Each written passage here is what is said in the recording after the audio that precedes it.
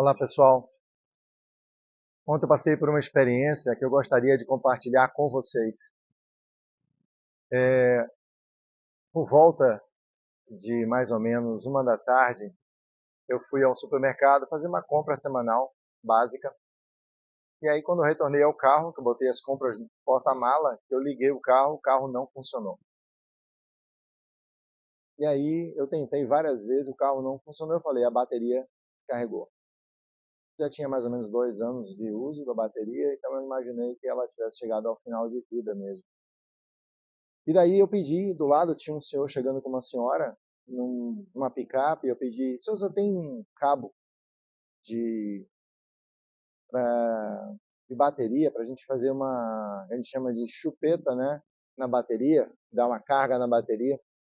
Não, a princípio ele falou que não, mas depois ele vendo a minha tentativa de ligar o carro, acho que ele caiu na real e falou, tenho sim. Aí é o primeiro aprendizado que significa, nossa, nós,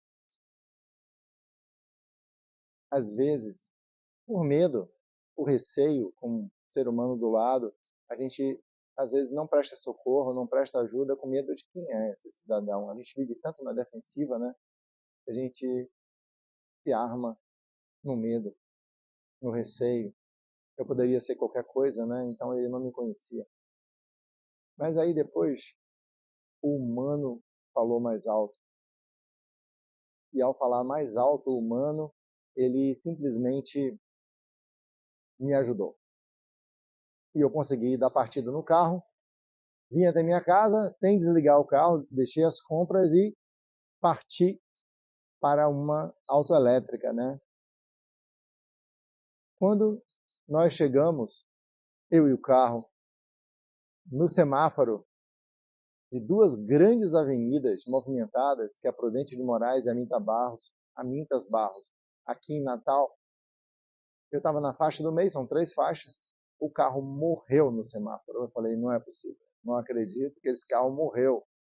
O alternador devia estar mandando corrente, mas por algum motivo que eu não conhecia, eu fiquei até preocupado se não era alternador. O carro não era para ter apagado.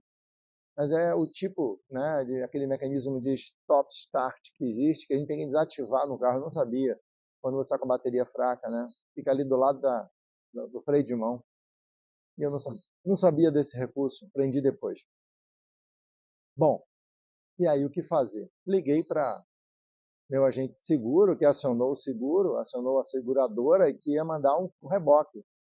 Ou alguém para dar uma partida na bateria para eu chegar. Estava a 5 minutos da autoelétrica, né? E um movimento absurdo, os carros buzinando atrás de mim, e eu falei, não vou sair do carro. Liguei o pisca-alerta e eu não tinha nem como mobilizar o carro para uma pista ou para outra para encostar no meio-fio, porque de um lado passava ônibus e do outro lado alta velocidade. Eu falei, é melhor ficar aqui no meio, né? Eu atrapalho o fluxo dos ônibus e me atrapalho o pessoal que está com mais pressa. E eu fiquei parado esperando o reboque. Não tinha ninguém, nenhum pedestre para me ajudar a empurrar o carro para uma via menor, que teria uma distância razoável. E só me cabia esperar. E aí, nesse processo, o sol batendo no meu rosto, do lado esquerdo, o sol estava para cá, eu estava na janela do motorista, o ar-condicionado desligado, o reboque ia chegar em 40 minutos, e eu 40 minutos dentro do carro, no calor, sem poder ligar o ar, refletindo sobre por que eu estava passando por aquilo e como eu iria reagir àquele momento de vida. E aí que está. A minha versão de 20 anos atrás teria entrado em desespero, literalmente, ficado irritado, proferido algumas palavras mais, sim, mais feias, né? Teria falado besteira, teria me irritado, teria ligado para o pessoal da seguradora e brigado. Como assim você me deixa aqui no sol? Só que essa versão aqui, 20 anos depois, após muitas quedas e levantadas, muitos desafios, muitas lições aprendidas, essa versão atual, ela olhou para aquilo tudo e perguntou: o que eu posso aprender com tudo isso? com essa situação. E aí eu fiquei me perguntando o que o universo está fazendo comigo, né? Está querendo me ensinar o que exatamente? Ou será que ele está querendo saber em que estágio eu estou de percepção da verdade, da realidade? E por quanto eu vou deixar as emoções, eu juro para vocês, nem chegaram a se manifestar. Eu permaneci totalmente consciente e não me abalei emocionalmente em momento algum. E uma presença com Deus tão grande, e eu só dizia, o que isso está querendo me ensinar? E depois eu percebi que, na verdade, não queria me ensinar absolutamente nada. Ela queria apenas me mostrar como eu reagiria àquela situação. É uma percepção minha. Eu estava me percebendo. E deu tudo certo. Depois de 35 minutos, chegou a ajuda, carregou a bateria, eu cheguei na autoelétrica, toquei a bateria e gravei até ontem uma história com isso. Nós podemos ficar reclamando dos fatos, das circunstâncias de vida, como diz o Eckhart Tolle, mas nós não somos a circunstância de vida. Pode estar acontecendo um monte de coisa na sua vida agora, um monte de problemas, mas eles não são você. E a grande sacada é você olhar para elas de fora, fora do emocional, fora da mente, com a percepção de quem você é. E você é um fractal divino, vivendo uma experiência terrena. Então, se você olhar por esse ângulo, do ângulo da alma, do ângulo do fractal, que olha para a experiência da Terra e olha e diz, engraçado, está acontecendo agora comigo, né? O que eu faço com isso? E não se deixar levar pelo emocional, a vida ganha uma outra percepção. E aí você percebe que você não é mais refém do emocional. Ah, demora para chegar nesse estágio? Demora. Ah, esse é o estágio final? De jeito nenhum.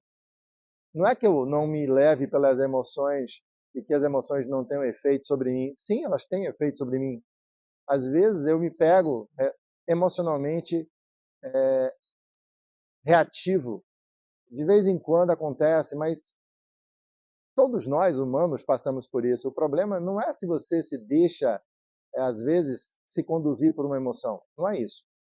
É por quanto tempo você fica nesse estado. Quanto tempo você permanece no emocional. Então, ter a consciência de quem é, perceber o mundo a partir da alma, do fractal divino, te dá a liberdade. Como reagir à situação de vida. E aí você pode falar que você tem livre-arbítrio.